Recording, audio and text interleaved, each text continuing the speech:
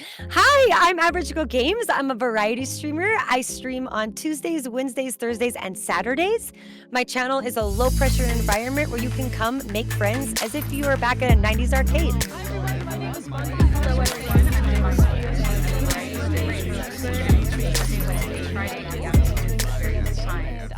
Hi, hello, welcome in everyone. I'm Watch Holly. This is Average Girl Games. Hi, welcome. Hello, hello. Thank you for having me. Yes, of course, of course. Thanks for being here. So real quick, we're going to talk about offline growth and how do we grow while we're not streaming. Before we do that, Rissa, go ahead and tell me a little bit about yourself.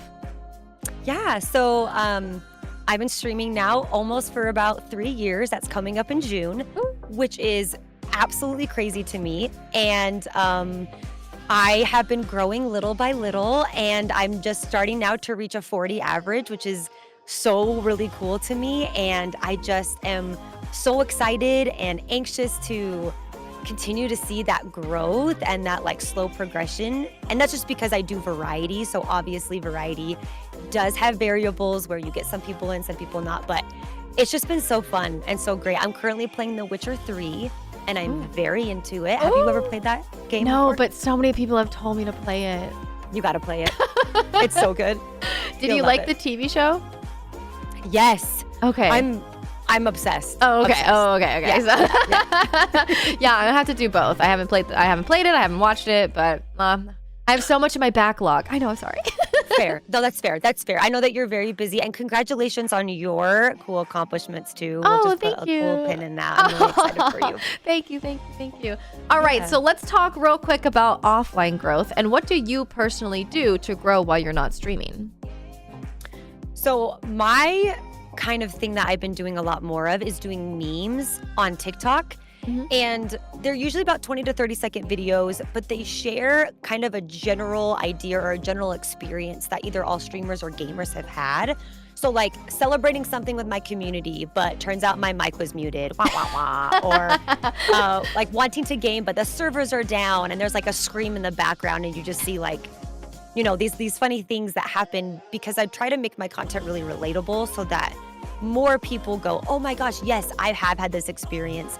That's so funny. Yeah, and then they get to, you know, comment and share their experiences, and it kind of just snowballs from there. Yeah, definitely. Let's talk about that snowball in a way. How do you build those? Do you film them offline? Do you take your Twitch VODs and do something with that? What's your content pipeline? Yeah, so I primarily just use the TikTok app. I do relate it back to Twitch. So like, let's say that something happens, like chat does a jump scare and it's this really funny moment and everyone's like, oh my gosh. And I have this big reaction and it's so funny and so great. I take that moment and I go, okay, how do I generalize that to not just me, but like when everyone experiences jump scares on stream? And so I go, you know, when chat shows their love by jump scares or when the jump scare affects the whole house and I find an audio that works with it. And then, you know, I put the little quip on it, I put the text and I post it. And then when I post and my followers get that notification, people who are in chat at that time get to go, oh my gosh, I remember this moment. Yes, I was there. Like, I can't believe you jumped so high. I thought you were going to fall out of your chair. And it really starts to gain traction because I think other people who have had the experience but maybe don't know me come into the comments because I am such a comment reader. I really do read comments like crazy.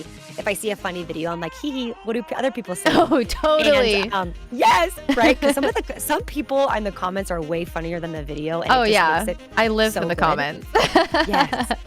And so when people get to see, oh, like this is a real thing that happened, what do you mean? And they start to go, oh, she streams. Oh, she does this. And then they then engage and follow. And then almost feels like when you see these usernames in the comments and then you come onto Twitch and those usernames are still there, it's that connection that you're like, oh, I've seen you before. I know who this is. And it integrates you into the community a little bit faster. So how often do you post on your social media? TikTok is, I try 3 times a week. I need to be doing more. I would love to post daily on TikTok. the reason why I do it too is because if I post right before I go live on TikTok, because I don't dual stream, and that's a whole other like conversation we could have. But Oh.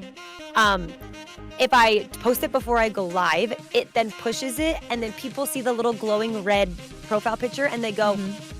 I'm gonna look, and they come in, and usually I'm freaking out about something, or I've fallen off the map a million times, and Mhm. everyone's making fun of me, and they're like, "Oh, this is fun. I also get to make fun of you and have this joke," and I'm like, "Hey, you Yeah. just got here. Why are you doing this?" And they're like, "That's so fun," and they just laugh and giggle, and it's super great. So, Yeah. yeah, that's a big reason why I post 3 times. I would love to do more, which I am going to work on and do better at, but, at least 3 times is kind of the occurrence, yeah. Yeah. No, that's great. So talk about other ways to grow other than posting on social media. So, that's a good question. I've actually done, cosplay now.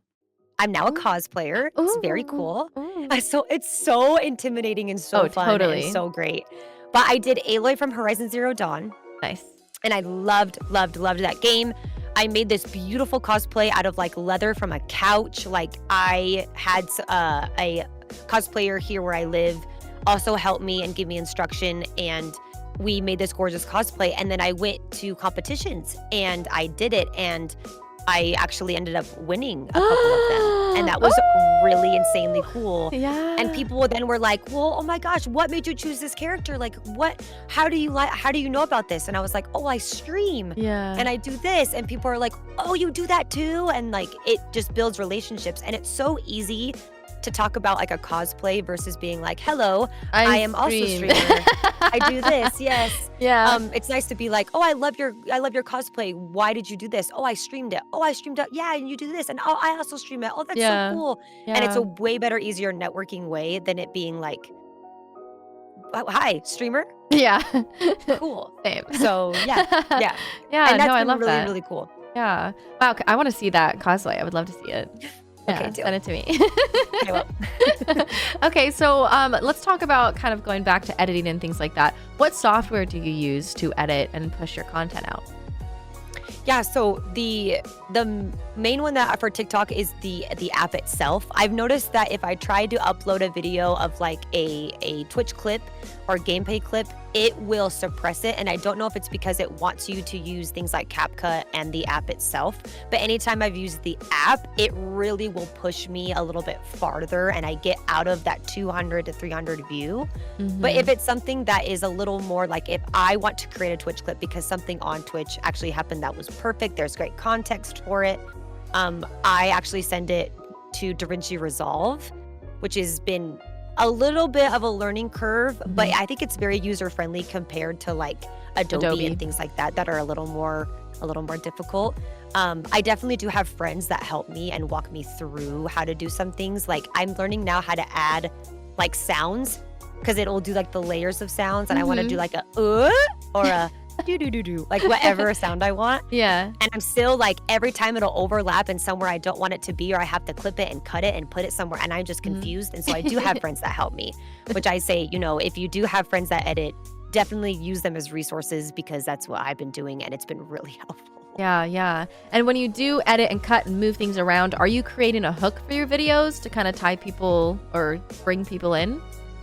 Yeah, so in those videos that are purely edited, we do try to put like the middle first. And Mhm. that's been something that's kind of more of a trend, is where you see like the big thing happen, and then it's the lead up to the big thing, and the big thing happens again. Mhm. And that's been really helpful, because I think it gives more context to the clip. Because sometimes if you're just playing a game and it's like, oh no, ah, and then people are by that time already They're gone, already because within those 2 seconds they are just like, okay, it's a clip.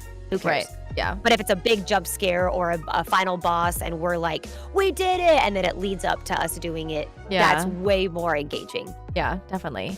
And do you, once you post everything and you have the hook and it's on social media, do you look at your analytics afterwards? Yes, no, I very much am an analytics person, and I look more at the time, Oh. retention time. Mhm. And I look at retention time because I see, okay, in these first 2 seconds, was this something relatable to you? Was it something that you said, "Oh, yes, this has happened to me. I've experienced this," and then you share your story? Or is it something that you're like, "I've never had this happen to me. Move, scroll." Right. And that's been really helpful because also if I'm like, well, this is a pretty generic thing. Why is no one like latched onto it? I'm like, oh, maybe it's just boring.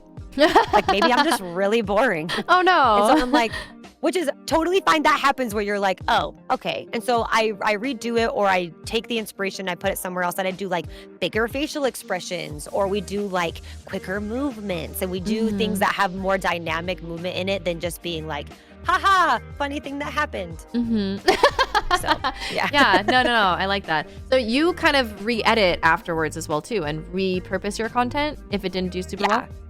Yeah, should it be where it's just like it didn't get pushed? I'll take the same like generic idea. Like one of them was, I was like, oh, the servers like PS5 servers are down, or the servers are down and I can't game, and I just didn't have a lot of traction on it, and so I switched it up to using a different sound, and then like I had a bigger facial expression where I was like super duper excited, and then this big old letdown, and people were like, yeah, no, that stinks when that happens. And I'm like, yeah, it really does. And so like it kind of just gives it more of like almost like an acting type feel to it than just like, hi, I made a video, post. Yeah. Interesting. Okay. So you talked about sounds a little bit. I guess you do use trending sounds, and how do you find those? Yeah, so I say that trending sounds, I kind of do two different things. So if there's a sound that fits me, then I use it, but I don't try to fit it. I actually use for like more trends, I use creator search insights, which is a thing that you literally put into your bar, like into your search bar, and it gives you the actual TikTok's app trends right now. Current trends that are happening in the moment, real time. For free? For free. Do you want to look and see what it says right now? Sure.